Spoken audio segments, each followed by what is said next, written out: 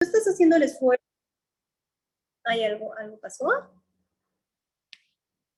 Si están haciendo ustedes el esfuerzo y conocen de algún otro grupo o de algún proveedor que no está cumpliendo, pues también nos pueden hacer llegar a nosotros esa información y nosotros con mucho gusto guardaremos obviamente el anonimato y le daremos el trámite respectivo. Y bueno, pues nuevamente muchas felicidades, Fernando, por esta iniciativa. ¿Le doy la palabra a Carlos? Sí, claro. Zurich, nada más reconocer ese acercamiento que tienes, lo que nos dices es música para nuestros oídos, saber que la Profeco es sensible y es perceptible a cualquier situación que podamos estar viviendo. La verdad es que nos viene a traer calma y por supuesto que también cuenta con nosotros y les comento a todos, les ofrecía que de parte de la asociación y sus integrantes, sus afiliados, poder cooperar con la Profeco, con la SEDECO, para poder armar o intentar armar criterios para mejorar precisamente el funcionamiento, como bien lo dice Zurit. Muchas gracias. Adelante, Carlos.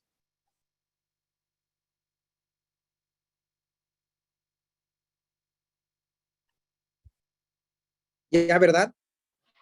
Sí, Es que no me dejas hablar, Fernando. Ya se escucha, ¿verdad? Perfecto.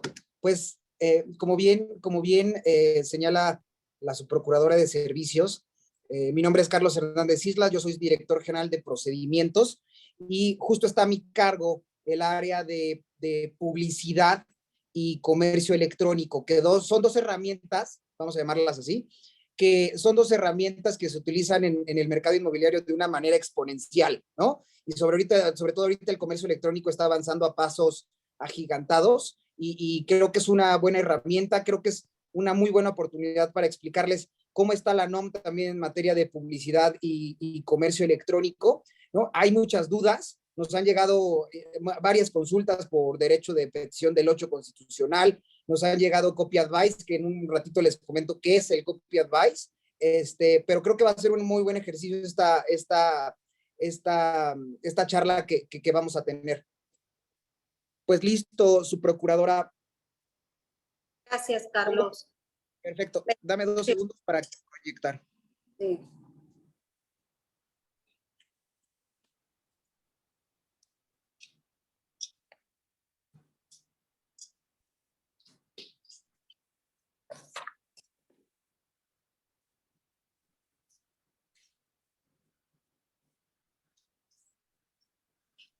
Ya se ve, ¿verdad?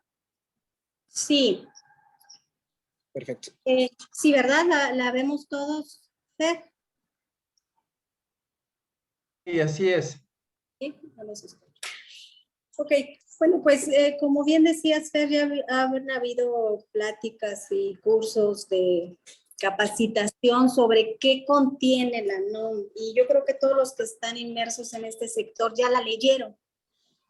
Sabemos perfectamente que está enfocada a resaltar cuáles son aquellos requisitos de información y publicidad que son obligados y cuáles son los requisitos mínimos que deben de contener los contratos de adhesión que obligadamente debe registrarse ante la Procuraduría Federal del Consumidor. La intención de la generación de esta norma oficial mexicana, que aún no cumple su objetivo, es brindar mayor certeza y seguridad jurídica al consumidor, adquirente de bienes inmuebles destinado a casa habitación. Se generó por parte de la Secretaría de Economía para abordar con mayor detalle las obligaciones que tienen los proveedores del sector inmobiliario frente al consumidor. Esto, ya ustedes lo saben, estas obligaciones vienen contenidas en la Ley Federal de Protección al Consumidor desde el 2004. Una de las inquietudes que nos hemos encontrado en las diferentes charlas que hemos tenido es saber quiénes están obligados a observar y a cumplir con esta norma oficial mexicana, que no es cumplir con la norma oficial mexicana nada más así, se escucha como muy sencillo, pero te voy a decir, el cumplimiento es en realidad con el artículo 7, con el artículo 18, con el artículo 32, con el artículo 76, con el artículo 73, con el 73, o sea, no nada más con el capítulo 8 de la Ley Federal de Protección al Consumidor, porque tenemos algunos artículos en la Ley Federal de Protección al Consumidor, como el de garantía, el de bonificación, muchísimos más que están agrupados en la norma oficial mexicana. El esfuerzo que se hizo el 22 de marzo con la publicación de ella es identifiquen todas las obligaciones del sector y pongámoslas en un documento por si está generando duda, por si el sector todavía no se ha acercado con la Procuraduría y al leer el capítulo 8 cree que basta con cumplir con lo establecido en él. No, nada más es con eso. Son con muchos artículos que no nada más son obligatorios para este sector, sino para muchos otros. Entonces, ¿quiénes están obligados a cumplir con la NOM 247? Pues todos los que van a participar de manera directa e indirecta en el mercado inmobiliario y que tienen la calidad de proveedores, como son los fraccionadores, los constructores, los promotores y demás personas, dice la NOM y dice la ley, y demás personas que intervienen en la asesoría y venta al público de inmuebles destinados a casa habitación. No, ojo, no todos tienen las mismas obligaciones. Específicamente cuando hablamos del registro de contrato de adhesión ante la Profeco, ni todos van a tener el mismo grado de responsabilidad ante un eventual incumplimiento. ¿A qué me refiero con esto? Deberán de registrar su contrato de adhesión, ya sabemos todos aquellos que comercialicen con las naturalezas jurídicas siguientes, como son promesa de compraventa, preventa, compraventa de terrenos, compraventa de vivienda y el que más les interesa a ustedes, intermediación para la compraventa. Y en relación y que en su relación con el consumidor actúan de forma independiente como comerciantes o como, a ver, ¿quiénes están obligados? Están obligados todos estos proveedores que establece la ley y la NOM, pero además debe de tener otro requisito, que estos proveedores deben de tener una relación de forma directa con el consumidor y deben de ser intermediarios independientes, es decir, auxiliares de comercio que se vinculan con una empresa a través de contratos de prestación de servicios, como los promotores, como los intermediarios, no así los que actúen en su calidad de trabajadores de una empresa, ya que estos últimos van a actuar siempre a nombre y por cuenta de la misma. Por ejemplo, si hay un desarrollador que va a contratar a un asesor de ventas o a un intermediario, pero lo tiene en su plantilla laboral, el que deberá responder frente al consumidor es ese desarrollador o ese inmobiliario. Tampoco van a estar obligados a registrar el contrato de adhesión cuando la compraventa del bien inmueble destinado a casa habitación se celebre entre particulares, porque la obligación es muy clara. Nace a partir de que el acto lo realizan de manera ordinaria o habitual, y si no cumplen con esta característica, no van a tener la calidad de proveedores. Ahora bien, es importante destacar que en la cadena de participantes del mercado inmobiliario hay distintos grados de responsabilidad, como ya lo decía, sobre todo derivados de actos u omisiones provenientes del personal contratado o subcontratado. Lo ofrecido al consumidor debe ser cumplido, siempre. La información que le proporcionen ustedes al consumidor, ya sea en el punto de venta, en la página de internet, en el contrato de adhesión o en la misma publicidad, se entenderá que está autorizada y respaldada por el proveedor, llámese dueño del inmueble, por lo que este se obliga con la misma. Cuando en la compraventa intervienen, que es lo más normal, los intermediarios independientes, clasificados también como proveedores, se va a generar una doble relación contractual con los consumidores.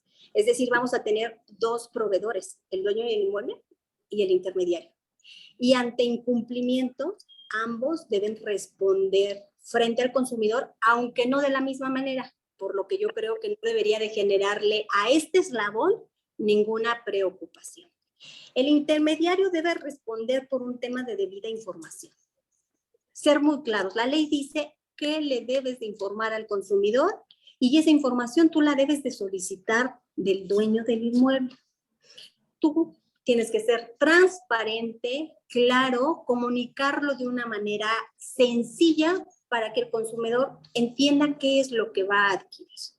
El vendedor o el dueño del inmueble deberá dar o deberá responder frente al consumidor sobre el cumplimiento del contrato. Y ojo, ante la discordancia en la debida información de lo que proporcione el asesor o intermediario inmobiliario al consumidor y lo establecido en el contrato, el vendedor o dueño del inmueble será responsable solidario con el intermediario, porque él deberá hacer frente a lo que ustedes ofrecieron. Les voy a mostrar algunos datos que reflejan en parte el comportamiento comercial de este sector y hacia dónde se está dirigiendo el consumidor. Aquí tenemos la tabla del comportamiento comercial en el sector inmobiliario. En lo que va de la administración, nosotros hemos recibido 8,813 quejas y el porcentaje de conciliación del 68% en la Procuraduría es un porcentaje muy bajo. La mayoría de los sectores concilian arriba del 85%.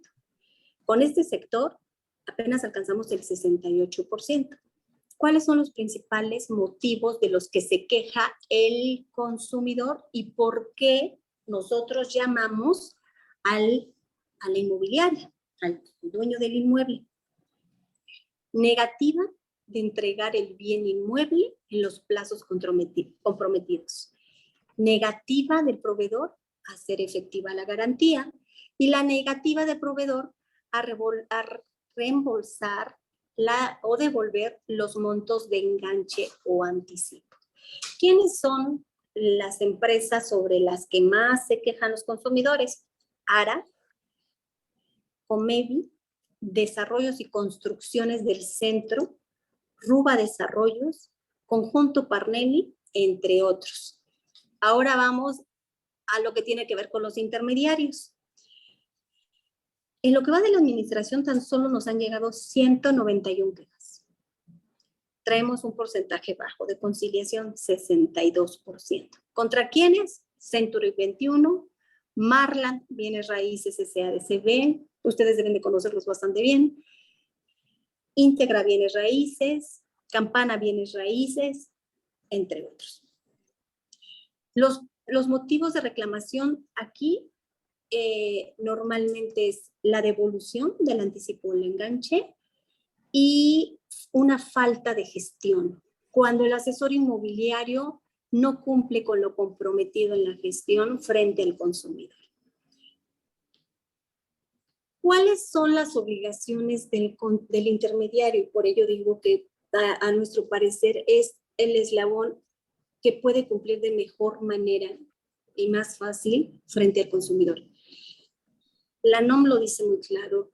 En los contratos de intermediación se debe de contener siempre nombre, domicilio, RFC de las partes.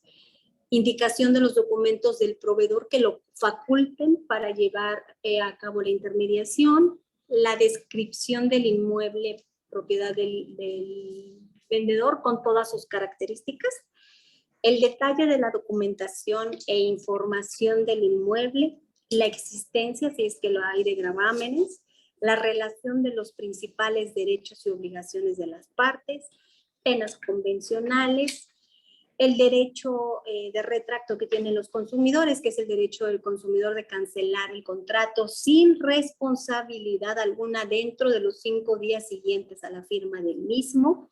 Esto no lo pongan en la hoja de 3 o 4 para que no lo conozca el consumidor. Tiene que ser muy claro.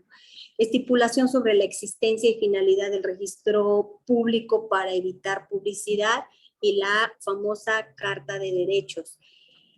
Actualmente, ¿cómo nos encontramos después del 18 de septiembre que entró en vigor la norma? Bueno, pues se han recibido 1,264 solicitudes de registro.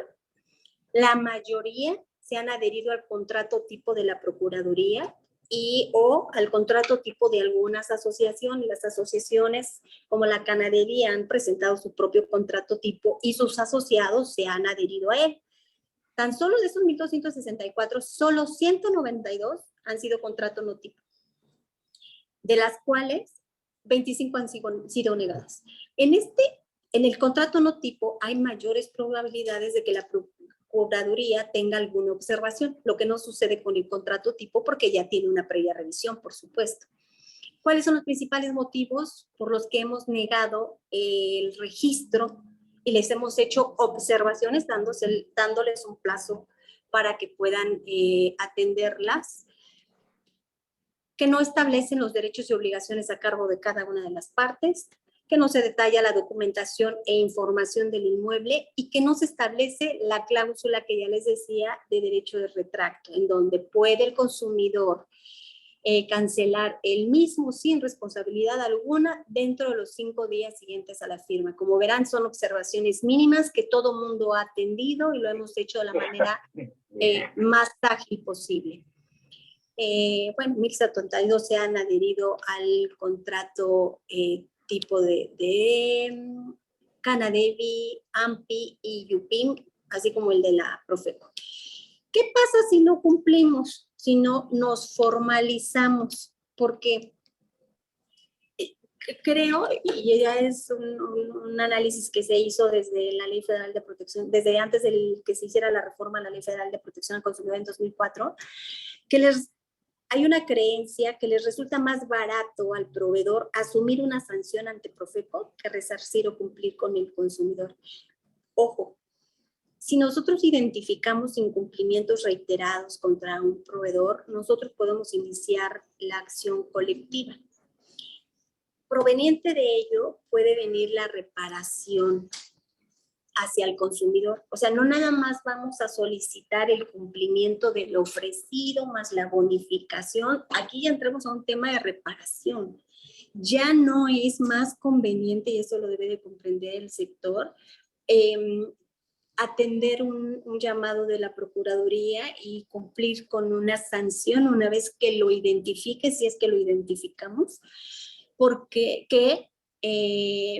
ordenarse, ¿no? Y cumplir con la norma. Nosotros hacemos distintos monitoreos, eso ya lo explicará Carlos, pero no nada más porque se tiene una idea equivocada de que todos aquellos que vengan con la Procuraduría van a ser proveedores cautivos, ¿no? Vamos a tener nombre, apellido, domicilio y demás. No nada más estos son los que nosotros estamos haciéndoles el llamado para que cumplan. Estamos revisando sitios web, páginas con publicidad y cualquier tipo de información, además de que ya comentaba que haremos un llamado para que se denuncie a todos aquellos que se dedican a esta actividad y que identifiquen que no tienen el registro, el contrato registrado ante nosotros. ¿Qué es lo que pasa si tú no tienes tu contrato de adhesión vigente con nosotros o simplemente no lo tienes registrado, que para el caso es lo mismo? Ante la falta de registro del contrato de adhesión, no pueden operar. No pueden operar. En el momento que nosotros identifiquemos que no hay contrato de adhesión, tenemos por obligación legal que darle vista a verificación. Ya comentaba contigo, Fernando, que inclusive hasta en medios de comunicación han salido una noticia de que ya está haciendo visitas de verificación la Profeco en este sector. Hace poco hablaba con gentes del medio y yo les decía, he dado vista de todo lo que hemos identificado, tanto en el monitoreo como aquellos que no tienen actualizado su contrato de adhesión a verificación.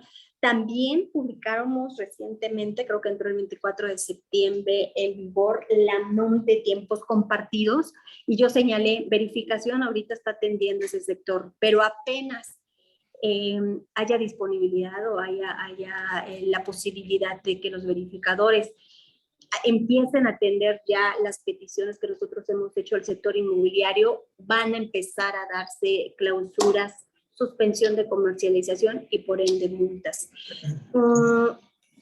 Nosotros podemos iniciar ante esta detección, no nada más le doy vista a verificación y verificación va a sancionar lo que él identifique. Él, si ve que no hay contrato de adhesión, llevará su propio procedimiento por infracciones a la ley con el que lleve en la Subprocuraduría de Servicios, que es la que está en mi cargo. Nosotros iniciamos el procedimiento por infracciones de la ley y si acreditamos el incumplimiento a la misma, se puede imponer una multa desde 623 pesos con 48 centavos, que ese, pues generalmente no se da, ¿verdad? Porque hay muchos más elementos que se consideran que empiezan a elevar la multa y hasta los 3,5 millones. Nosotros tenemos que valorar distintos elementos. Uno es si es reincidente el proveedor, la gravedad del incumplimiento y la capacidad económica, efectivamente. Estos elementos los valoramos para saber, para cuantificar, para individualizar las multas que imponemos. En caso de identificar publicidad engañosa, la multa va desde los 187,000 pesos y hasta los 5 millones de pesos. Como podrán ver ustedes, la diferencia entre el mínimo de multas es abismal. Por eso la presencia de Carlos, porque el tema de la información o de la publicidad genera multas altas, muy altas, que nosotros no podemos condonar una vez que se identifiquen. ¿Cuáles son los principales motivos por los que se ha infraccionado, se ha multado? Bueno, pues es la falta de registro de contrato de adhesión, que no informan el monto total a pagar, no nada más el precio del inmueble, sino de aquellos todos aquellos gastos que le van a generar al consumidor, pues un cargo adicional y que debe de contemplar antes de decidir si puede contratar o no. Y el tema de la publicidad engañosa. Yo le daría, sin más, por el momento, le daría ya el paso a Carlos para que les pudiera explicar el tema de comercio electrónico y de la publicidad engañosa. ¿Me apoyas, Carlos, por favor? Sí, muchísimas gracias, subprocuradora. Sí me escuchan, ¿verdad? Sí, Carlos. Sí, sí, Carlos. Muchísimas gracias, muchas gracias, Fernando. ¿No? Trataré de ser muy rápido con el tema de publicidad e información, que es un tema bien interesante, ¿no? Es un tema que tiene muchas aristas, ¿no? Es un tema complicado, ¿no?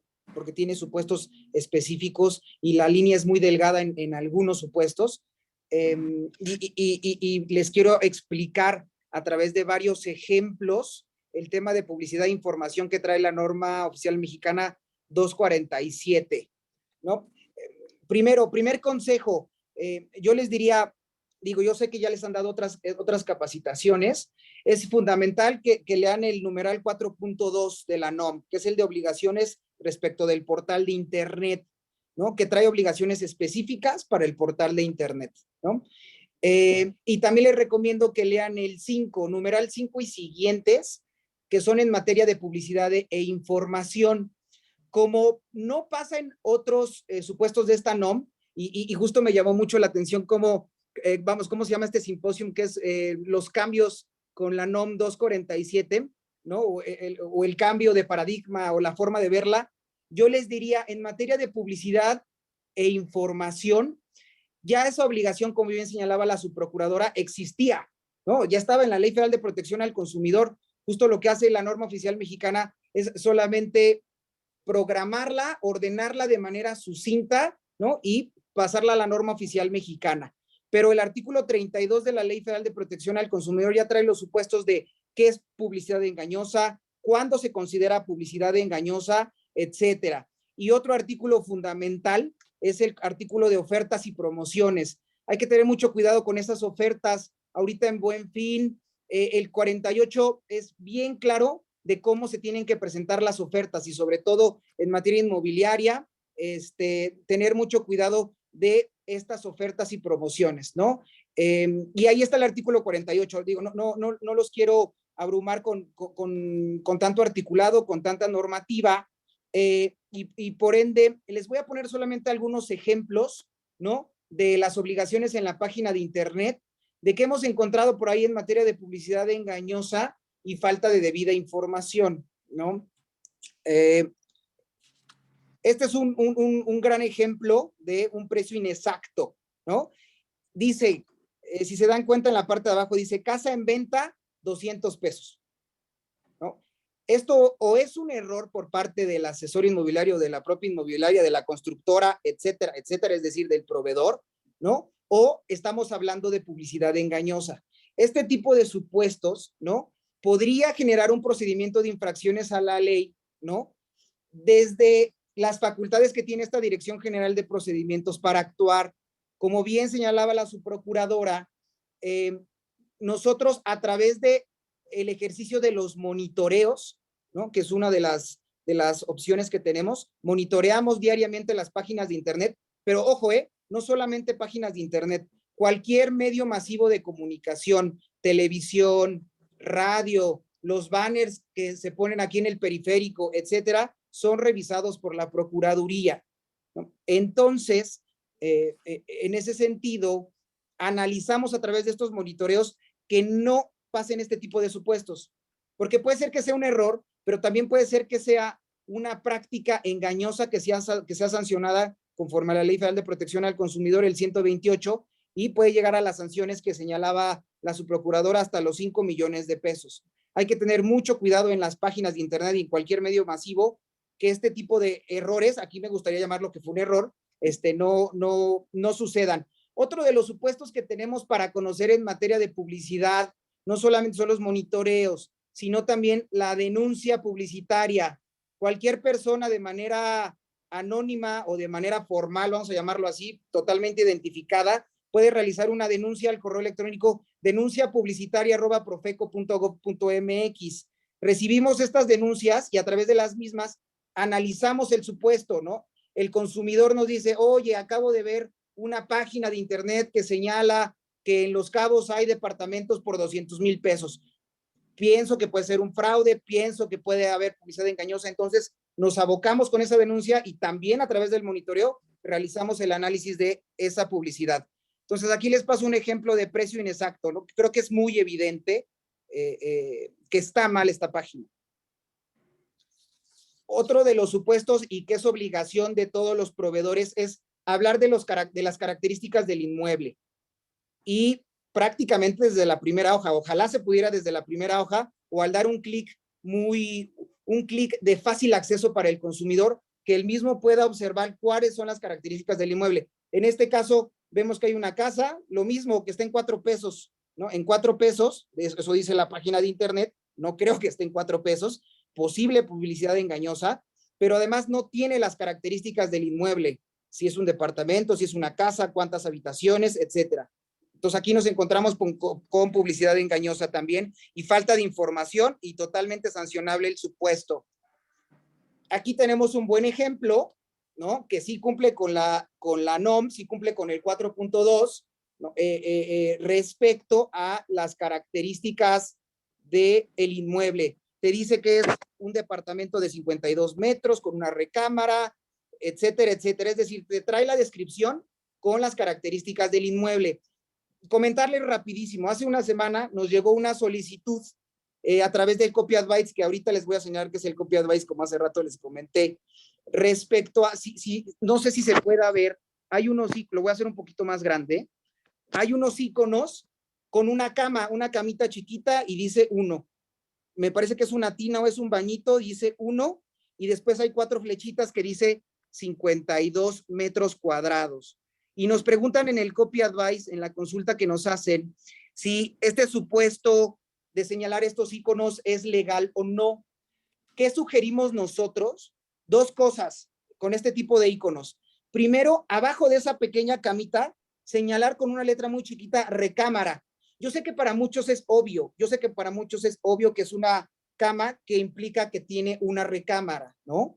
Pero existen varios millones de consumidores, ¿no? Que no pueden tener este expertise respecto de la compraventa de bien inmueble, que es la primera vez que van a comprar un inmueble y se podría caer en confusión, ¿no? Entonces, lo que se recomienda es que, por ejemplo, en esa camita abajo se le ponga recámara, en la tinita donde dice 1, abajo se le ponga baño, y en el 52 con esas flechitas, abajo de las flechitas se le ponga cantidad de metros cuadrados o tamaño del bien inmueble, etcétera, en letras pequeñitas. Podría ser abajito de las imágenes para ser más ilustrativos, porque todo esto juega un papel importante y fundamental, ¿no? La intención de la 247 en materia de publicidad de información es eso, es darle la debida información al consumidor para que haga una elección de inmueble de manera razonada, de manera informada, ¿no? Es lo más importante para el consumidor, que tenga la información. Y en las mesas de trabajo de esta elaboración de NOM es lo que se buscó, que existiera la máxima información para el consumidor para que pudiera hacer este tipo de compras razonadas. Otra opción que tienen, por ejemplo, en la camita y en la tina que se ven ahí, es generar una liga y llevarlos a un glosario. Si quieren en otro hipervínculo ahí chiquito, que los lleve y que esa camita signifique recámara, ¿no? Etcétera. Esos son algunas de los consejos para este tipo de supuestos, para que exista la debida información a los consumidores. Otra de las obligaciones en la página de internet también es bien importante y nos han llegado muchas dudas, es el contrato de adhesión registrado y el aviso de privacidad. ¿Qué pueden hacer en su página de internet? Si se dan cuenta, también lo va a hacer un poquito más grande. Si se dan cuenta, en esta página el aviso de privacidad viene abajo para que le des un clic, ¿no? Y consulte el contrato de adhesión registrado ante Profeco aquí. Y ahí le das clic. No, les digo, no tiene que estar en su página principal un contratote, ¿no? O sea, vamos, eso incluso podría afectarles la publicidad respecto de sus inmuebles. Pero sí los hipervínculos, si se dan cuenta, están abajito, aviso de privacidad, consulte el contrato. Esa es debida información para el consumidor y esta es una de las maneras más prácticas en las páginas de internet para que ustedes puedan ubicarlo y también para que el consumidor de manera fácil, porque está en la primera página de la web, puedan darle clic en el aviso si tienen duda del aviso, darle clic en el contrato. Esto es una muy buena práctica para el tema del contrato de adhesión y el aviso de privacidad. Otro de los vicios que hemos visto, páginas en idioma extranjero. Yo sé que en las barras fronterizas de tanto del sur como del norte del país se prohíbe justo la venta a extranjeros de bienes inmuebles. Eso es un supuesto muy válido, pero respecto a la debida información de los consumidores, las páginas tienen que estar en español. El consumo se está realizando en México. Aquí está el ofrecimiento del inmueble. Entonces, no podemos hablar de que en San Pedro Garza García venden un departamento, dice 8 bedrooms, ¿no? Full baths, etcétera. Es en un idioma extranjero que es lo mismo. Muchos consumidores pueden no entender el idioma inglés, la mayoría. O sea, tenemos que dar la debida información al consumidor. Entonces, esto no se vale. Páginas en idioma extranjero no se valen y violentan la Ley Federal de Protección al Consumidor y la norma oficial mexicana. Debida información. ¿Qué tienen que tener? Tienen que tener dirección física y electrónica para las quejas. Este es un tema bien importante, ¿no? Que se persigue no solamente a través del 32 de la ley, también el 76 bis, como se comentó hace un rato. Mucha normativa que nos señala que se tiene que tener un domicilio donde se puedan primero recibir notificaciones y también se puedan atender quejas y aclaraciones. Es fundamental y sobre todo en el internet, y es lo que estamos cuidando muchísimo aquí en la Procuraduría, que las páginas de internet contengan un domicilio.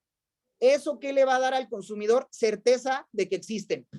Estamos en la era digital, vamos, estamos avanzando a pasos agigantados en materia digital y existen muchos supuestos de posibles fraudes, lo que se llama páginas fraudulentas, imágenes que no corresponden, etcétera, etcétera, etcétera. Entonces, todos los proveedores, por favor, tienen que tener un domicilio para notificaciones y quejas, fundamental. Y viene la NOM y en la ley, como se lo señalaba. Aquí les voy a poner un ejemplo que puede generar confusión, posible publicidad engañosa. Si se dan cuenta, hay una imagen con un departamento vacío, ¿no? Pelón, como dicen por ahí. Aquí tenemos imágenes con el departamento vacío, pero también tenemos imágenes con una recámara muy bonita y un comedor. No sabemos por qué esta página no lo especifica. Hay que ser bien específicos en las páginas de internet. No hay que dar nada por sentado. Si el departamento se vende amueblado o sin amueblar. No lo sabemos. Sabemos que cuesta 2.895.000 y que trae un descuentazo porque antes estaba en 3 millones. Pero lo que no sabemos es si se vende con los muebles o no. Entonces nos puede llegar una denuncia. Oye, yo vi una publicación de X página de X proveedor, yo vi las imágenes y venía con su comedor y su sala. Entonces yo quiero mi comedor y mi sala en mi departamento. Aquí se le recomienda una leyenda. Imágenes en las que los muebles no se contienen en la compraventa, los muebles no están incluidos, etcétera. Una pequeña frase para ser muy claros con las imágenes que se presentan. Aquí, por ejemplo, tenemos algo más claro, ya no tiene muebles, características visuales específicas.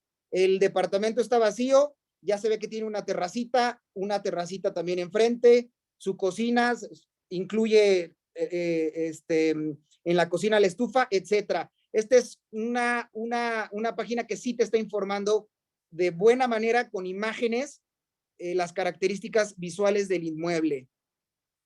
Por último, publicidad engañosa, que aquí existe una línea muy delgada entre la publicidad engañosa y en lo que no lo es, y hay que tener mucho cuidado. Hay que atender sobre todo al sentido común, y como en algunas otras sesiones hemos comentado y hemos recomendado a los proveedores, si tienen la posibilidad y si tienen la capacidad de tener un área de marketing, es decir, las personas que les hacen sus páginas de internet y un abogado, el abogado de la asociación, el abogado de su empresa, el abogado, etcétera, júntenlos, unan al mercadólogo y al abogado para que el mercadólogo dé ideas, pero el abogado las moldee para que no exista publicidad engañosa o para que no exista el riesgo de infringir la ley, ¿no? Eso es fundamental, es un consejo que les damos siempre en materia de publicidad engañosa.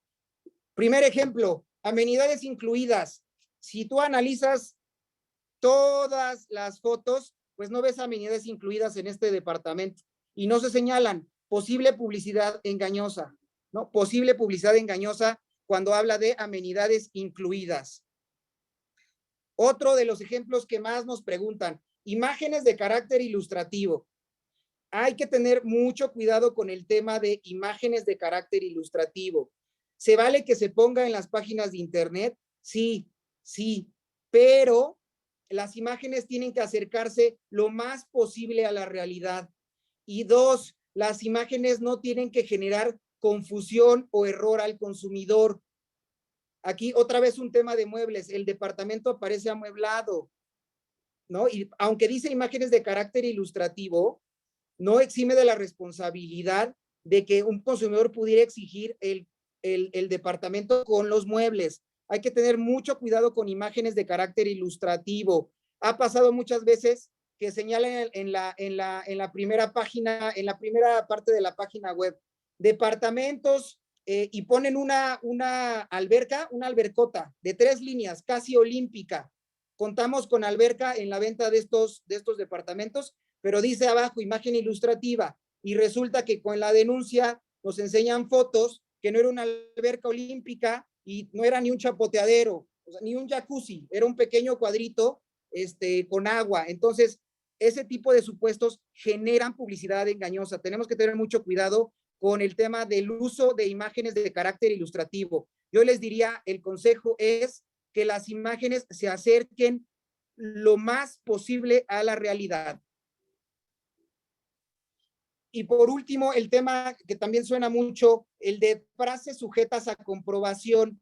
Estos departamentos se dan cuenta muy bonitos, ¿no? Excelentes acabados, arquitectura contemporánea, y señalan, viven una obra de arte en sí misma, creación de uno de los despachos de arquitectura más reconocidos en México y en el mundo. Podría ser que con este tipo de publicidad y a través de un monitoreo que hagamos o de una denuncia que recibamos, pidamos que se compruebe justo que está realizado por uno de los despachos de arquitectura más reconocidos en México. Y luego a muchas veces a los proveedores se les complica la comprobación de las frases. Tengan mucho cuidado en las frases que utilizan. El otro día nos tocó hablar, bueno, nos llegó una denuncia donde señalaban, este edificio es el único edificio sustentable en México con parques de más de 500 metros cuadrados en el interior. nos llega la denuncia, analizamos el supuesto, ¿no? Se hacen requerimientos de información a los proveedores, justo para comprobar que es el único en México que cuida el medio ambiente, y dos, pues que tiene los parques adentro de más de 500 metros. Tengan mucho cuidado con la publicidad que realicen. Podemos tener este tema de frases sujetas a comprobación, podemos tener publicidad que genere engaño, y no solamente y no necesariamente que no sea verdad. Puede ser información que sea verdad, pero que te lleva al error, Entonces, me parece que con esto terminaría el tema de publicidad e información. Y ya por último, ya me eché mucho tiempo, pero por último, Copy Advice, lo que les señalaba hace rato, el Copy Advice es una herramienta gratuita que tiene la Procuraduría para que, si ustedes tienen dudas respecto de las pautas publicitarias, nos las manden a nosotros. Es gratuito y nosotros les damos una opinión. Es importante señalar que no es vinculativa, pero es una opinión de la autoridad gratuita respecto de la legalidad o no de sus pautas publicitarias, ¿no? Es bien importante que tomen esto en cuenta, que lo analicen. El Copy Advice está en la Ley Federal de Protección al Consumidor, si le quieren echar una checada, está en el artículo 32 en el último párrafo, y estos son los pasos a seguir cuando quieran que nosotros les demos un diagnóstico publicitario. Primero, tienes que contar con un proyecto o pauta publicitaria inédita y fundamental. Si ustedes ya están promocionando la pauta publicitaria, nosotros no podemos emitirles un diagnóstico, tiene que ser inédito, que todavía no se publique en ningún lado. Eso es fundamental. Dos, tienen que realizar su solicitud de diagnóstico. Aquí viene dónde se solicita, es a través de un escrito libre, y ahí viene el link. En el paso 3, tus requisitos son muy rápidos. La copia de identificación, tienes que adjuntar el proyecto de la pauta, que será difundida, y listo. En el paso 4 es presentar tu solicitud y tus anexos en el correo que aquí viene, copyadvice@profeco.gov.mx. Nosotros hacemos el análisis y en un plazo no mayor a 10 días hábiles les daríamos una opinión no vinculante respecto de sus pautas publicitarias, son legales, no son legales, y algunos consejos respecto a cómo modificarlo. Y con esto, estimados, terminaría mi participación. Su procuradora, muchísimas gracias. Gracias a ti, Pablo. Muy interesante, digo, de una dinámica muy ágil. Nos dieron un repaso y una visión, me parece, bastante clara desde la perspectiva, desde los ojos de la Profeco.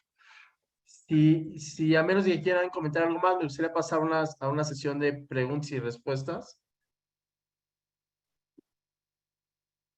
De mi parte no tengo nada más que decir. Bien, hay un mundo de dudas. Voy a hacer una serie de preguntas. Ustedes me dicen, porque entiendo que tenemos el tiempo limitado, y las que no, lo mismo, los que han estado preguntando y los que han formulado sus preguntas serán resueltas posteriormente. No sé si como las vaya diciendo se van dando en orden, pero les digo y ustedes me dicen quién la quiere contestar, es abierto. Me imagino que dentro de esta vigilancia o inspecciones que han estado haciendo, Carlos, Zúrez, se han dado cuenta que hay unas empresas digitales que se denominan inmobiliarias digitales. Y por ende, la diferencia de lo que ellos hacen a lo que nosotros hacemos, bueno, pues es un capital impresionante, ¿no? Regularmente son empresas extranjeras. Y estas empresas, igual que nosotros, deben de estar cumpliendo la norma.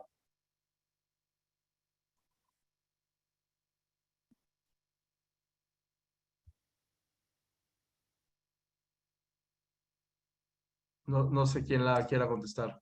Carlos, por favor, responde. Sí, jefa.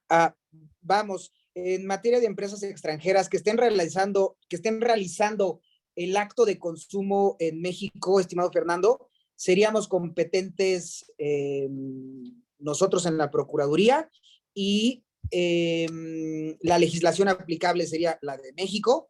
Entonces tendrían que estar cumpliendo con la normativa mexicana, estimados. Bien, bien. Sí, son empresas extranjeras, pero que ya tienen presencia en México y se autodenominan inmobiliarias digitales.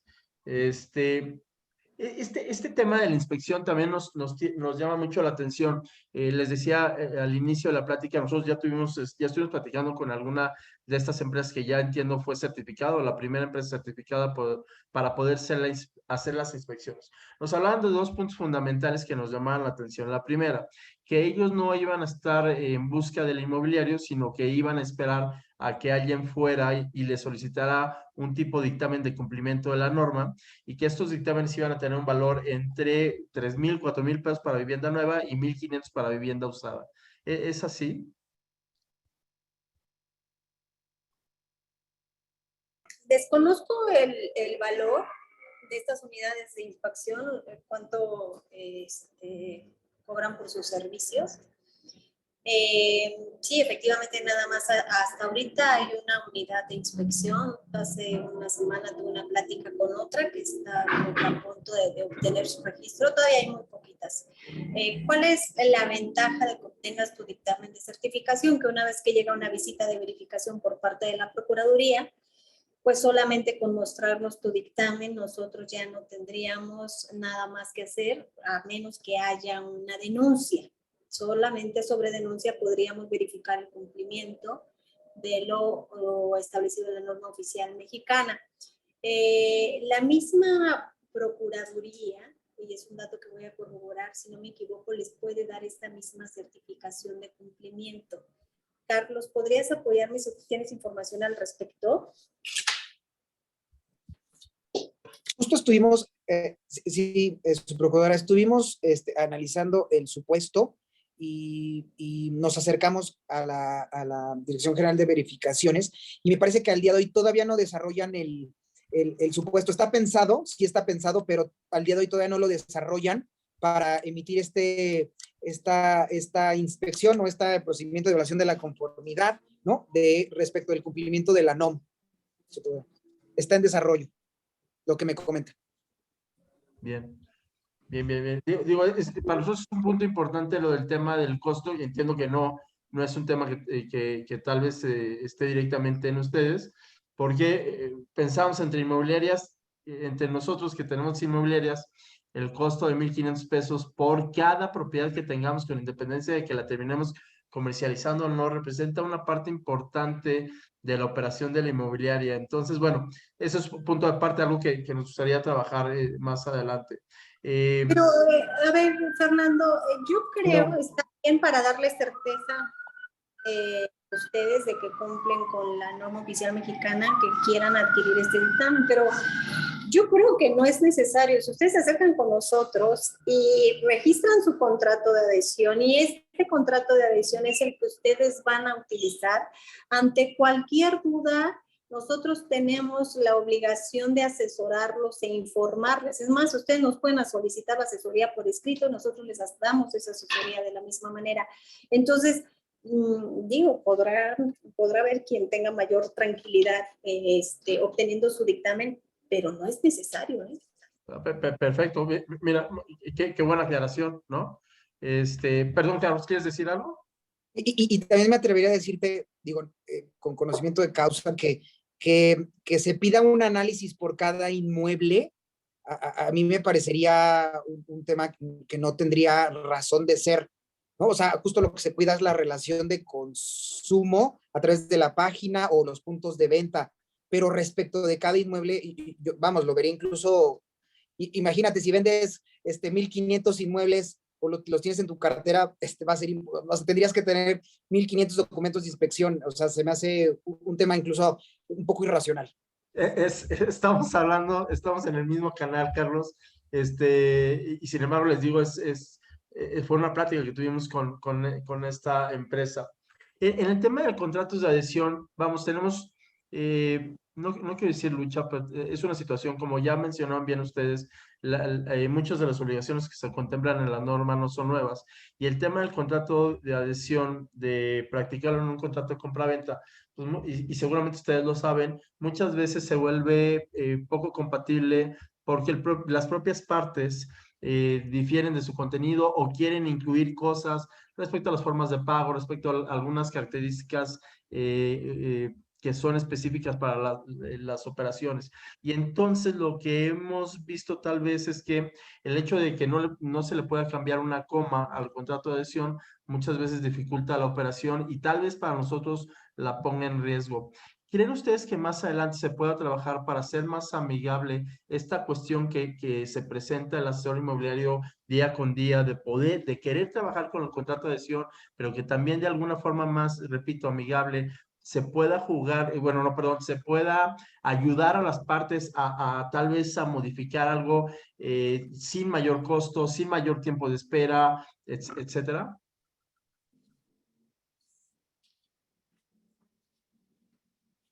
A ver, Fernando, el contrato de adhesión tiene los requisitos mínimos establecidos en la ley, ¿no? Las características de cada inmueble no están registradas con nosotros, ni pretendemos que lo estén.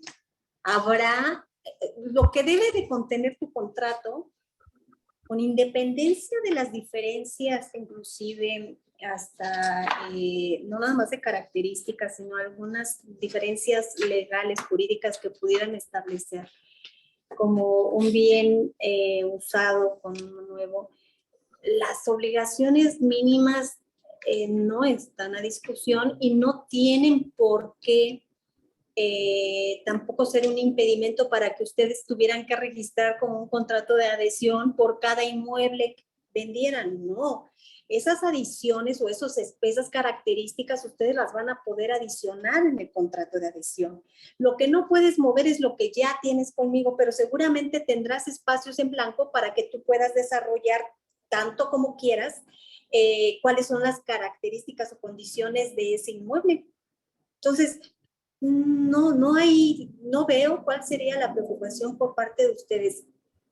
Tal vez no características del inmueble, pero sí diferencias, o sea, algunas peculiaridades que las partes no las pidan en la negociación para el cierre. No tanto la característica en sí física del inmueble, sino las peculiaridades de la negociación. Un ejemplo. Formas de pago, algo que vamos, ni siquiera un tema que cambie de fondo el contrato, sino simplemente que en el formato del contrato de adhesión no haya manera tal vez de desarrollarlo, interpretarlo. Y de alguna manera nos obligue a modificarlo, lo que entiendo no debería ser el contrato de adhesión. Todavía no logro advertir el supuesto en razón de que, por ejemplo, las formas de pago tú puedes poner diversas. De contado, en especie, te van a dar un vehículo, no lo sé. O sea, tú solamente tienes que ser muy claro con tu información. Tú tienes que decir cuáles son las formas y métodos de pago, si vas a cobrar algún interés cuando es o qué tasa de interés va a tener si es a crédito. Pero la información debe ser clara y esa es la que vas a inscribir con nosotros. Bien. Estas particularidades, hasta ahorita no hemos encontrado un supuesto, pero si ustedes nos lo pueden hacer llegar, nosotros lo analizamos, que no se pueden incorporar a este machote. Efectivamente, esto que tú tienes registrado es lo mismo que debes entregarle al consumidor con toda aquella información adicional que tú quieras incorporar. Bien. Bien, perfecto. Hace rato, y creo que también al principio comentábamos acerca de esta cuestión que es inexcusable, que son los planos, y de esta cuestión que si no se tienen los planos y se advierte que no se tiene, si tiene un plazo, debemos de tener un plazo forzoso para poder cumplir con este requisito. Y hay una interpretación que si no lo tienes deberías de obtener un dictamen estructural sobre el inmueble. ¿Qué nos pueden platicar acerca de esto, Zúrido, Carlos? Efectivamente, la ley y la norma establece esa condición para viviendas usadas. Si tú no puedes o no cuentas con alguno de los documentos exigidos por la ley para viviendas nuevas, solamente tienes que informárselo al consumidor. En el caso de viviendas usadas, sí debes de contar con un dictamen estructural. Si estás vendiendo un inmueble, pues le tienes que solicitar un dictamen estructural para entregárselo al consumidor y ser muy claro en con qué documentación no cuentas por lo mismo, porque sea una vivienda muy vieja y ya no tienes los planos, ya no tienes proyecto ejecutivo, ya no tienes muchas cosas, solamente informa. Claro, muchas veces el problema en esta situación, hablando por ejemplo de un departamento, es que sacar el dictamen estructural de un departamento pues no es posible, se saca el de todo el condominio y esto pues conlleva un gasto importante porque estos dictámenes no son baratos. ¿Habrá alguna manera que ustedes visualicen en el futuro que habrá una manera que podamos no poner este valor superior o este gasto adicional? Mira, la verdad desconozco cuánto cueste, no sé si ustedes sepan cuánto cuesta un dictamen estructural. ¿Lo sabes ver? Pues mira, digo, me ha tocado ver dictámenes de 30,000 pesos, Pues sí, son muy caros. igual menos dependiendo el tamaño y los valores.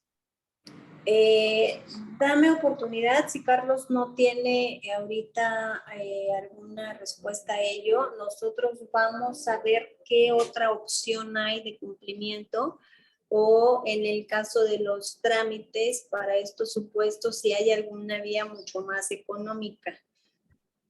Eh, eh, Nos quedamos con el tema como pendiente.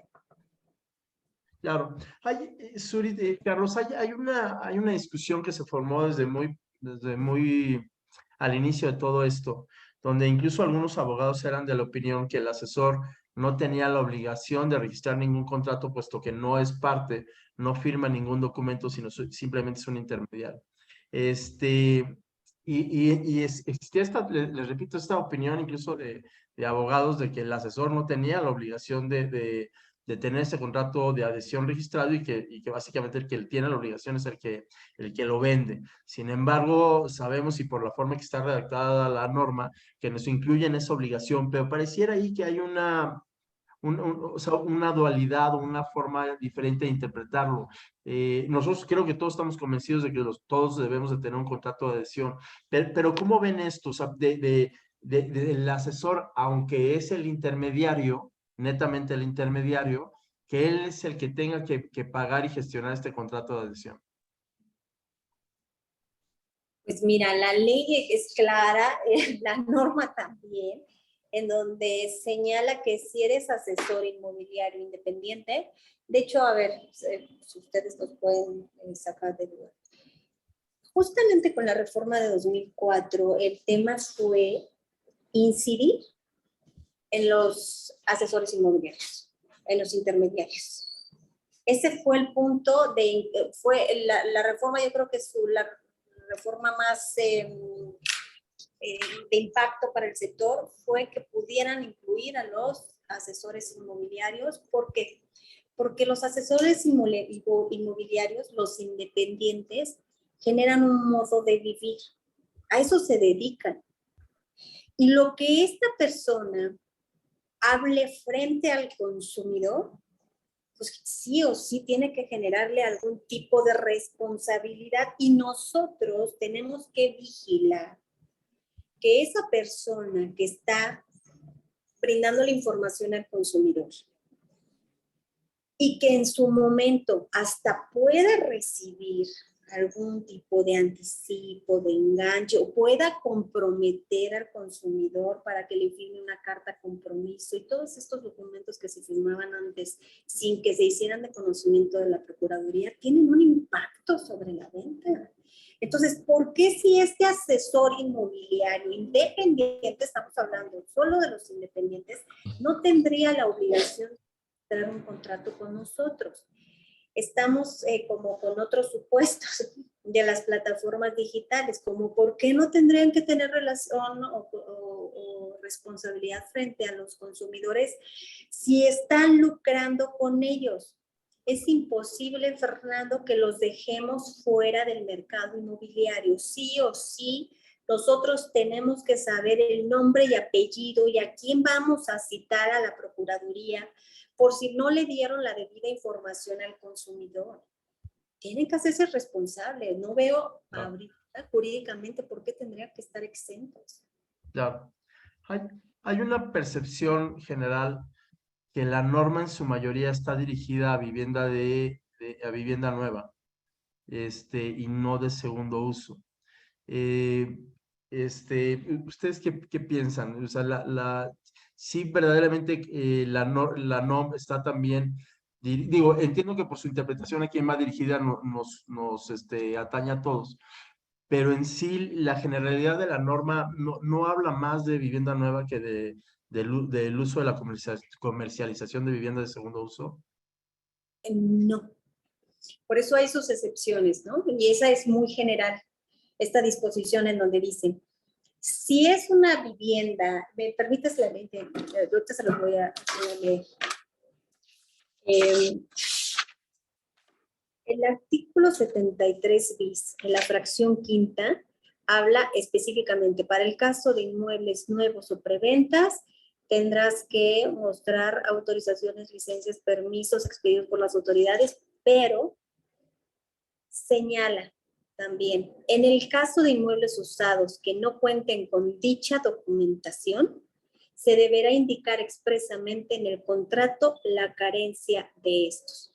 De todos los demás, de todas las demás obligaciones que tienen frente al consumidor, sea vivienda usada o sea vivienda nueva, se puede cumplir.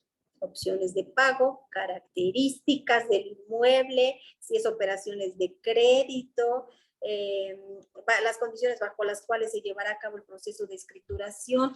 Quizá fuimos más exhaustivos en el caso de la vivienda nueva porque son una serie de muchos más requisitos, el tema de preventa, cuáles son los beneficios que va a tener el consumidor, pero si te fijas abarca a todos, o sea, no deja fuera a las viviendas de segundo uso, inclusive el nombre de la NOM es general.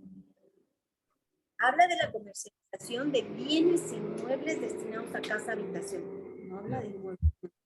Entonces, si hay algo, además de lo que habla esta fracción como excepción, que no se pueda proporcionar, podrían hacernos nosotros la consulta si entraríamos en el mismo supuesto de que se le va o se le debe expresar en el contrato al consumidor que no se cuenta con esa documentación y que se justifique que por el paso del tiempo no se puede obtener, porque quizá no puedan tener una información, pero la pueden tramitar, ¿no? Si está en el poder de alguna dependencia o organismo. Si esto no fuera posible, nosotros lo analizamos, pero hasta ahorita yo no advierto que haya requisitos que queden fuera de las viviendas de uso, de segundo uso, con esta salvedad que hace la ley. Claro, claro. Sí, ya, Rosa, adelante.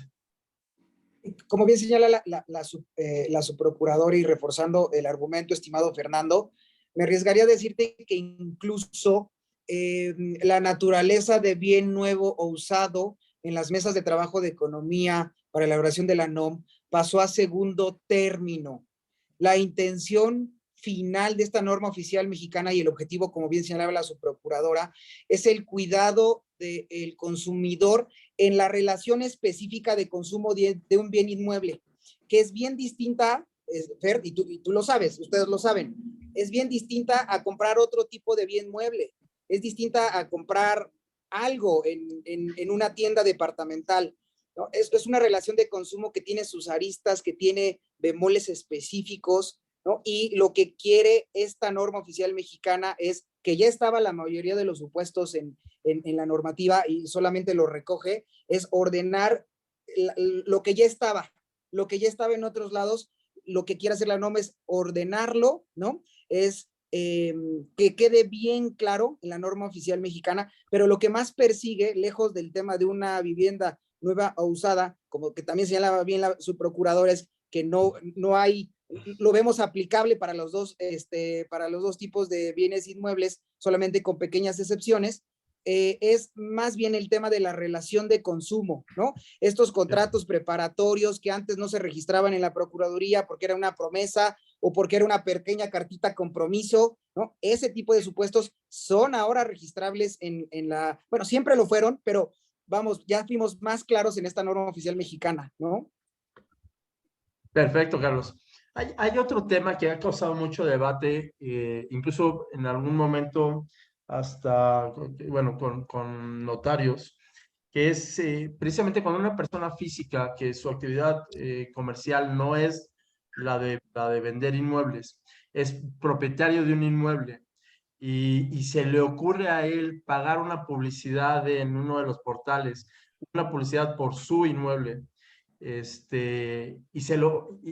casualmente se lo vende a su compadre en una comida, esta cuestión de si ya hizo pública, porque utilizó un medio que hizo pública su oferta, pero su actividad su actividad comercial no es la de vender inmuebles, si le atañe, le obliga la norma o no le obliga.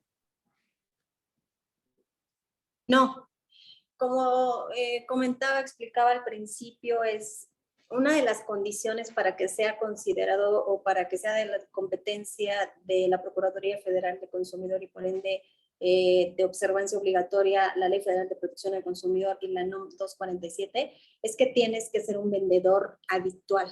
Si tú no te dedicas a eso lo podrás ver en la vía civil, en otras vías, no en la de nosotros. Para nosotros solamente que sea un vendedor habitual es que nosotros entramos o es competencia de nosotros, ¿no? Perfecto. Qué bueno. Nos dejamos tranquilos porque les digo, había ahí una serie de diferencias. Carlos, para ti, hace rato nos hablabas de los anuncios en los portales y estos signos que nosotros que nos dedicamos y lo vemos a diario, entendemos que un dibujito de una cama es una recámara y etcétera. Al final del día, estos son formatos que maneja el propio portal y no nosotros. Y de alguna manera es un diseño que ellos optaron para, en teoría, facilitar la lectura del inmueble. Eh, Ahí, si alguien se quejara, ¿quién es el responsable? Porque al final del día nosotros llenamos un formato en el portal, y tal vez existe esta confusión que tú mencionabas. Sí, sí, claro, estimado Fer. De inicio, la responsabilidad como tal es del lugar donde se difunde, ¿no? Entonces, en este caso, haríamos un requerimiento de información al portal, ¿no? En su caso, podría existir la responsabilidad, pero de inicio el supuesto es, y ya lo hemos visto, ¿no? Estamos en ello, o sea, justo estas sugerencias de modificación, nos llegan estos copy advice, estas pautas y estas preguntas de derecho de petición, y justo ahí les señalamos y les sugerimos que en su caso sean un poquito más claros con la información, ¿no? Justo de la recámara y que le pongan abajo recámara. Entiendo que ustedes no pueden modificar porque se suben a una plataforma, ¿no? Que eso en su momento, si a ustedes les hiciéramos un requerimiento, sería lo que tuvieran que explicar. ¿Sabes qué? Yo como asesor, etcétera, subo a la página bla, etcétera, y lo único que hago es lleno datos y el que publicita es B, ¿no? Perfecto, es tanto como explicar nada más.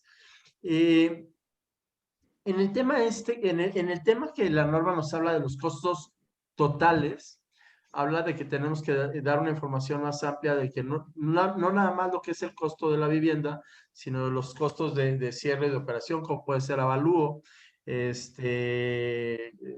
gastos notariales, impuestos, etcétera. Este tipo de datos nosotros podemos tener un acercamiento, una percepción de más o menos cuánto puede ser, pero difícilmente podemos asegurar cuánto sería al final del día.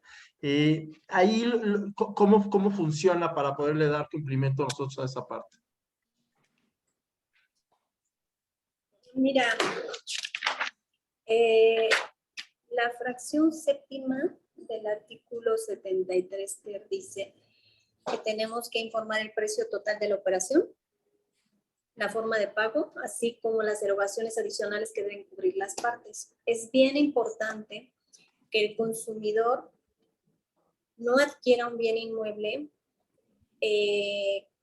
creyendo que tiene el presupuesto para adquirirlo y que después sea sorprendido con, pero es que no te dijimos que también hay gastos de administración, no te dijimos que también va a haber un avalúo y también vas a tener que pagar una escrituración. ¿Qué dice la NOM en la fracción 18ª?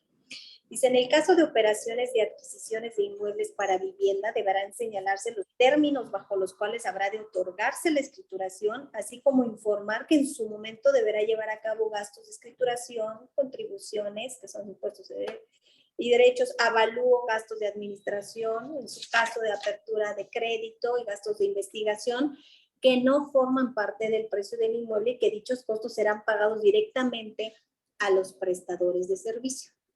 Todo lo que sean gastos controlados por el vendedor que no obedezcan a otro prestador de servicios, se le tiene que decir cuánto es, monto total. Y se le tiene que informar de todos estos costos adicionales que dependerá de un tercero lo que vaya a cobrar. Eso ya no está dentro de tus obligaciones, pero sí se lo tienes que informar. El concepto más no la cantidad exacta.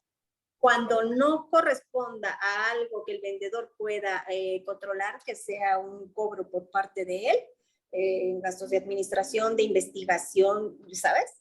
Entonces, no deberá informarlo, solamente no tendrá que informar el precio de esos servicios, pero sí tendrá que informar que tendrá que hacer todos los gastos que ustedes saben que deben hacer los consumidores para poder adquirir el bien inmueble. Claro, por supuesto. Hay otra parte de la norma que resulta interesante que habla de la posibilidad o el derecho de poder ya no seguir con el trato si lo pide dentro de los 5 días. Y que bueno, que se regresan las cosas a su estado original. En la práctica, estos 5 días pueden ser suficientes para que quien recibió el dinero se lo gaste y nos veamos todos metidos en una circunstancia que no queremos estar. Este tipo de cuestiones, digo, entiendo, a partir de ahora, cada vez que entro en una situación de esto, le digo al cliente, porfa, no toques un peso hasta que pasen 5 días. Pero muchas veces no está de nuestro lado o en base a la necesidad de las partes. ¿Habrá manera de que este tipo de cuestiones también pudieran llegar a tener una modificación o definitivamente nos tenemos que acostumbrar a responsabilizarlos por ello? Definitivamente, tú lo tienes que informar y te lo tienes que informar también al vendedor, ¿no? Sobre cuáles son sus obligaciones frente al consumidor. No es un artículo o no es una obligación solo para este sector, como comentaba, como muchos otros, este derecho aplica a todos los sectores. Es un derecho que tiene el consumidor de que en 5 días lo que suceda al último, la entrega del bien inmueble o la firma del contrato, tienen que devolverle el recurso íntegro. A menos que ustedes puedan acreditar que hubo algún gasto de operación, no los de administración, de operación, que podrían ustedes descontar ese gasto del anticipo. Eso sí es válido, pero obviamente tiene que ser una comprobación fehaciente. Claro. Otra de las dudas que nos pasa en la práctica, como bien saben, somos intermediarios y facilitadores del negocio. Y muchas veces lo que nos interesa o nuestro objetivo principal es que las partes se entiendan y que amablemente lleguen un día y se sienten en una mesa y firmen una escritura y todos tengan una sonrisa en la boca. En este sentido, les intentamos, repito, facilitar todas las cuestiones. Muchos son de la opinión que el contrato de adhesión es no nada más técnico, sino excesivo en su contenido. Y esto a veces no facilita la operación porque pues, lo mandan con un abogado, o se tardan en leerlo, etcétera. ¿Habrá manera que también esta cuestión fuera un poco más amigable para la práctica de la comercialización? No. Hay contratos de adhesión en donde se les piden requisitos mínimos establecidos en la ley y son más genéricos. Pero hay 3 sectores que les dicen puntualmente cuáles son esos requisitos, que es tiempos compartidos, autofinanciamiento y sector inmobiliario. Como ustedes podrán entender, el tema no es menor, ya lo decía Carlos, no van a comprar ustedes un par de zapatos o no les van a comprar a ustedes un par de zapatos. El monto en juego es muy alto y también la ganancia, hay que decirlo. Y así obedece en todos lados, ¿eh? Dependiendo de lo que ganes, es tu responsabilidad y los riesgos. Entonces, este es un sector en donde está en juego el patrimonio del consumidor. Y las reglas no están ni siquiera por reglamento, no están en una NOM desarrollada, están en la ley. Es así, no puedes modificarlas. Puedes adicionar cualquier otra, si quieres tú dar un plus como grupo inmobiliario, y está bien, pero nada menor a lo que establece el capítulo 8 de la Ley Federal de Protección del Consumidor. Eso sí, no está negociando, no a negociación. Bien, perfecto. Básicamente, déjenme ver si hay algo más que se me escape. El contrato, uno de los contratos, de los 5 contratos en los cuales estamos obligados a registrar es el contrato de terreno que será destinado para uso casa-habitación. Este contrato no básicamente podríamos también trabajarlo con un contrato de compraventa normal. O sea, ¿por qué la distinción entre un terreno que se va a utilizar para una casa-habitación a una compraventa normal? Un bien inmueble, por el tema de los requisitos a cumplir. En el caso, sí, definitivamente vas a tener mucho más requisitos si vas a cumplir o adquirir una vivienda. Por ejemplo, acabados, ¿no? Este tipo de detalles, si hay una construcción o no, son distintos.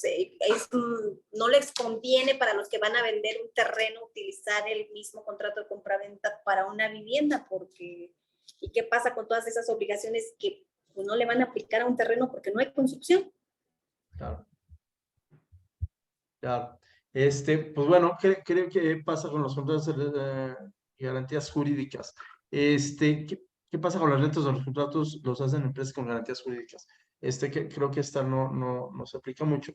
Pero bueno, creo que he acabado con con las preguntas. Seguramente tendremos más. Y voy a hacer uso del ofrecimiento que amablemente nos hicieron, se las haré llegar para que de favor nos ayuden a contestarlas y pedirles el compromiso de favor que sigamos teniendo un canal abierto y que nos permitan ser colaboradores con ustedes en el sentido de externarles nuestras dudas con la intención de poder ayudar en lo que se pueda mejorar, porque nosotros lo único que pretendemos es entenderla y hacer la norma nuestra para poderla ejecutar y acompañar. Muchas veces nos hemos topado con el caso de que ya estamos frente a la operación y les platicamos a los clientes de la existencia de esta norma, cómo nació, que es en beneficio para equilibrar sus garantías, sus derechos, y se han negado a ambas partes a firmarlo. Y esto, pues no nos deja otro camino, porque si nosotros nos sentamos en nuestro macho que queremos firmar eso, pues lo único que ganamos es que nos quedamos fuera de la operación y ellos fácilmente ya se conocen y pueden cerrar. Entonces tenemos también nosotros un camino no fácil, porque si de por sí para la gente que nos dedicamos a esto estamos batallando de entenderla y adaptarla a nuestras necesidades, más difícil es para gente que no se dedica a esto entender por qué lo debe de usar, aunque se le especifique que el espíritu de la norma es para darle mayor seguridad. Y lo único que pretendemos es cumplir con ella, pero intentando pues poder convivir con ella y sin que afecte obviamente a lo que nos dedicamos. Sí, entiendo. Muchas gracias, Fernando. Por supuesto, el canal de comunicación está abierto conmigo, con Carlos. Creo que ya tienes nuestro número telefónico, ya tienes nuestro número telefónico. Te voy a proporcionar también ahorita el contacto de la directora general de contratos de adhesión, por si ustedes es de su interés tener una charla con ella para preguntar a más detalle algunas cuestiones, para enviarle su solicitud de registro y que pueda haber una retroalimentación pues de manera más directa, ¿no? Vía correo electrónico, vía WhatsApp, sin tener que estar haciendo tanto trámite y pues dejar pasar más tiempo para el cumplimiento de la misma. La comunicación está abierta con nosotros, seguimos en contacto, pero creo que es importante que también ustedes toquen base con la directora, que pues es la especialista en este tema, la que está viviendo el día a día y revisando todas las solicitudes y viendo con su gente sobre la dictaminación de lo que presentan, para que pues puedan ahí tener más datos, ¿no? más información. Y pues Fernando, seguimos en contacto. Aquí, como les decía, están abiertas las puertas de Profeco para ustedes, para tus socios. Cualquier duda pueden hacernosla llegar por WhatsApp, correo electrónico, y nosotros les haremos llegar una respuesta después de un adecuado análisis. Gracias, Suri, Carlos. Nos quedamos también con el compromiso y creo que como primer paso es bueno lo del tema del dictamen estructural para ver que si hay manera de compaginar con ello y que esto fuera también un ejemplo de lo que podemos llegar a hacer en el futuro para poder ser amigable más la norma a lo que hacemos. Carlos, ¿algo que quieras agregar? Pues reiterarles el agradecimiento de la invitación, decirles que se pongan las pilas, ¿no? Para el tema del registro de los contratos. Ahí están los contratos tipo, ¿no? Acérquense justo a la directora general de contratos. Está también en el sistema, en internet, en la página de Profeco, ahí en el RECAL, pueden ver los contratos, pueden ver la explicación de los mismos y pues mandarle un saludo a todos. Muchas gracias. Suri, Carlos, agradecerles enormemente el tiempo. Sé que se extendieron más de lo que teníamos planeado, pero fue verdaderamente muy enriquecedor y esto es el principio de algo que nos falta todavía mucho por recorrer, porque queremos cumplir con lo que tenemos que cumplir y al final del día pues es en beneficio de todos, en beneficio del consumidor y en beneficio de nosotros, porque esa información que hoy estamos obligados a ponerle en un contrato ya la teníamos, lo que pasa es que no la dábamos cuando nos la solicitaban, pero ahora claro que es mucho mejor que luzca nuestro trabajo a través de esta información que nosotros sí recabamos, y también es mucho mejor que haya un buzón de quejas, una carta de derechos, estos elementos que antes no los hacíamos obligatorios, pero que por supuesto que hacen que luzca nuestro trabajo y es en seguridad finalmente de ambas partes. Sin embargo, les repito, les agradezco porque tenemos la puerta abierta para trabajar con ustedes y ayudarnos a mejorar todo esto al final del día para el cumplimiento de la misma. Gracias, Fer. Seguimos en contacto. Gracias a todos los presentes. Muchas gracias. Acuérdense que todavía tenemos el último evento de capacitación el 28 de noviembre del Plan General de Ordenamiento Territorial. Va a estar muy bueno. Es un panel de 3 expertos. No se lo pierdan. Ese va a ser presencial en el Club de Empresarios a las 5 de la tarde. Muchas gracias a todos. Que tengan buenas noches. Muchas gracias. Buenas noches. Gracias, buenas noches. Gracias. Gracias. Ay, nuestro evento de fin de año, el 6 de diciembre, no se lo pierdan. Todos de blanco y negro. Gracias.